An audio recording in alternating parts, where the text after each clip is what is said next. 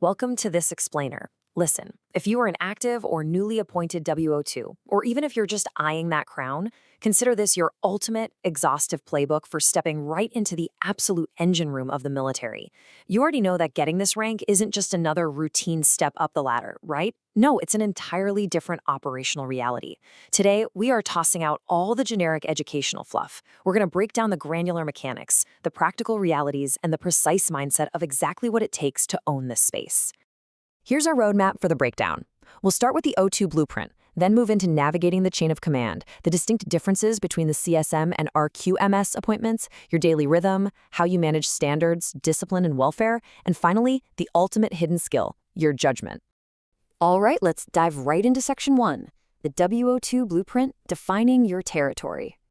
So, let's get right to the foundational truth here. You are not a commissioned officer. Your power doesn't come from a commission, it comes directly from a royal warrant, your deeply accumulated experience, and your absolute proven ability to keep a highly complex subunit functioning day in and day out. Since the British Army formalized this two-tier warrant structure way back in 1915, the WO2 has been the definitive middle layer of authority. You are the senior professional backbone of your company, your squadron, or your battery. Officers get their authority strictly on paper from a commission, but your status, you earned that through raw competence, pure survival in the ranks, and an iron grip on unit-level reality. You literally hold the entire operation together. And it's fascinating how this plays out across different branches.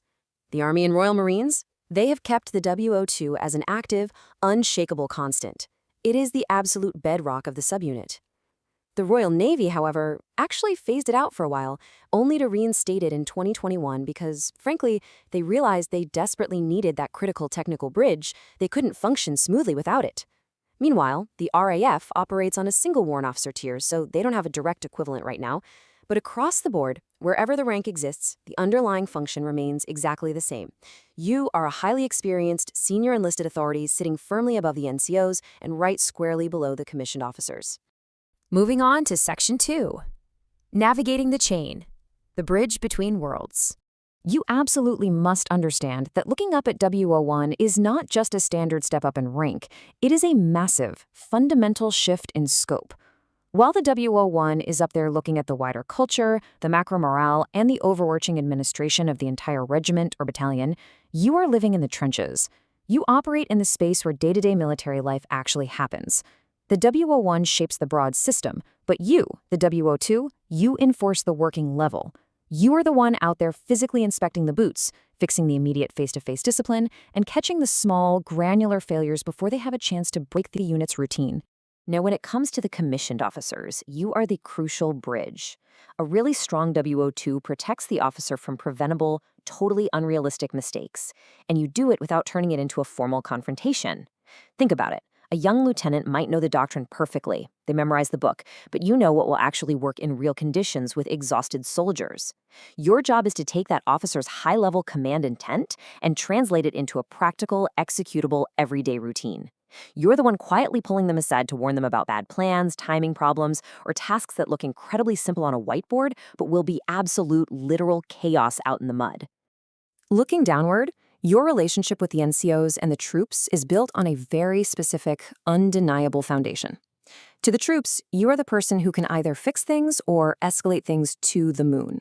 And because you came up directly from their ranks, they know for a fact they cannot bluff you. You spent years as a corporal and a sergeant. You know exactly what matters and what is just background noise or a lazy excuse. That shared history, that is the source of your massive credibility. When you correct a soldier, they might not enjoy it in the moment, but they trust it because they know you aren't wasting their time with academic theory. You have lived their practical reality. Let's hit Section 3, CSM versus RQMS, identifying your appointment. Now, whether you are driving discipline as a company sergeant major or commanding the logistics readiness as a regimental quartermaster sergeant, you are the absolute gatekeeper of your specific domain. These are both WO2 level appointments, but they perform wildly different functions. As a CSM, you are the unit's engine room supervisor. Your entire world revolves around training execution, those early morning parades, and ensuring the company commander's intent actually comes to life. As an RQMS, though, you are the central nervous system of stores, equipment, and practical supply. You make sure the battalion actually has the right kit in the exact right place, acting essentially as a deputy RSM. So you aren't just wearing the rank of a WO2, your identity is defined by the specific operational problem you are appointed to solve. And never ever forget that your insignia is not just some nice decoration on your uniform.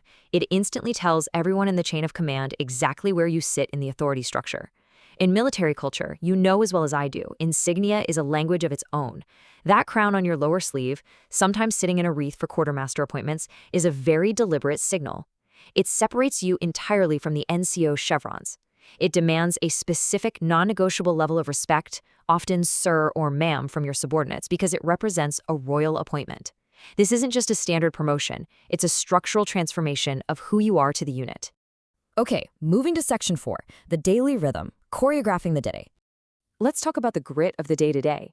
Your day starts long before the troops are even awake, because your primary job is to catch embarrassing details, like missing kit or terrible admin, before they become visible to everyone else. You are out there checking the parade state in the pre-dawn light, coffee in hand. You are finding out who is on restricted duties, who is late, and what the officer hasn't even accounted for yet. By the time parade prep happens, you are laser-focused, inspecting boots, webbing, belt placement, and bearing. If something is wrong, you fix it right then and there, before the formal start of the day. Because if a senior officer comes out and sees it later, well, then you have failed. And here is a reality check. A huge amount of your actual power lies in invisible admin. People outside the military might think leadership is all just screaming on a parade square, but your reality is parade states, leave states, duty rosters, and qualification tracking. Look at the breakdown of your time. Roughly 35% on parade states and returns, 25% on disciplinary follow-ups, and the rest split between duty rosters, leave, and qualifications. This data oversight is exactly what keeps your unit from drifting into absolute unrecoverable chaos. You know exactly which soldier has a problem, what task is overdue, and what minor admin issue is going to detonate into a massive crisis if you ignore it. Bad attendance data distorts everything from training to discipline, and you are the single person keeping that data honest. Section 5. Standards, Discipline, Welfare, the Gatekeeper. Discipline at your level isn't always about dramatic movie-style punishments. It's a continuous, almost obsessive loop of catching subtle sloppiness so that the standards do not naturally decay. You are constantly watching for patterns. Is someone persistently 2 minutes late? Are they getting a little lazy with their kit care? Are they showing just a subtle hint of disrespect? When you see that pattern, you step in at step 2 and you correct the individual directly. And let's be clear, your correction is the final word. But step 3 is the real ultimate goal here, protecting the unit culture. You aren't just punishing one soldier for dirty boots, you are acting as the absolute gatekeeper to prevent their laziness from infecting the rest of the subunit like a virus. Now, you are certainly not a social worker, but you are the first serious military leader in the chain who can escalate a welfare issue before it completely breaks your soldiers. Because you sit in that perfect critical middle ground, you hear the grumbling about family stress, housing problems, or financial strain very early on. A corporal might know about it, sure, but you actually have the rank and the juice to pick up the phone and do something about it. You intervene. You provide that emotionally demanding but administratively crucial safety net. You're the one turning a personal crisis around before it morphs into a formal AWL situation or a disciplinary failure. When you conduct inspections or oversee training, there is one exact question you must constantly ask yourself to ensure the readiness is real. Are they genuinely prepared or just cosmetically prepared? Are they just putting on a great show because a visiting VIP is walking through? Or is this unit actually functionally ready to deploy right now? During inspections of equipment layouts, the barracks, or the stores, you aren't just looking for the obvious glaring failures. You are hunting for subtle sloppiness, testing the actual structural integrity of your unit's habits. You are looking under the fresh polish. And if the training is sloppy, you are expected to notice it instantly and correct it on the spot, because you know exactly what a true standard looks like. Even if you aren't the formal instructor on the schedule that day, your oversight is absolutely mandatory. If you see poor weapon handling, bad fieldcraft, or an NCO giving a lesson that looks brilliant on paper but is practically useless in the field, actually, scratch that. If it's going to get someone hurt, you step in. You stop it. You ensure the training standard perfectly matches the unit's actual unforgiving needs. Let's bring it to our final section, Section 6, Judgment, the Hidden Skill. At the end of the day, your job is to absorb the friction so the rest of the unit can just keep moving forward. On a bad day, you're dealing with multiple absences, an officer who wants something physically impossible done instantly, and a sudden urgent welfare crisis all at once. You become the ultimate shock absorber of all that friction. But on a good day, it's just quiet confirmation and oversight. The soldiers know exactly what to do, the officer gets perfectly smooth execution, and the higher chain of command gets absolutely zero surprises. That nothing happened today outcome, that is the ultimate proof of an elite WO2. The quiet success of zero drama. Ultimately, everything we've talked about comes down to your judgment. This is the gray area. If you are too soft, standards decay and people take advantage. But if you are too hard, morale and trust completely collapse. You just can't operate in simple black and white anymore. You have to know when a quiet word of mentorship behind closed doors will fix a soldier versus when an issue demands immediate, loud correction in front of everyone. You have to know when to handle it in-house and when to officially escalate it up the chain. You build discipline through relentless, unshakable consistency, not through screening theatrics.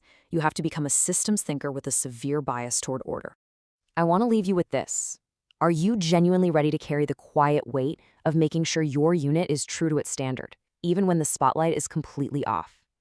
As WO2 Kamali perfectly states, to understand this rank is to understand the part of military life that holds everything together when no one is looking. The standard you walk past is the standard you accept, right? You now live in the space where discipline becomes routine, routine becomes culture, and culture becomes strength. It is not about the noise. It's about setting the example long, long before anyone else is even watching. So are you ready to be the backbone? Reflect on that as you step out onto the parade square tomorrow.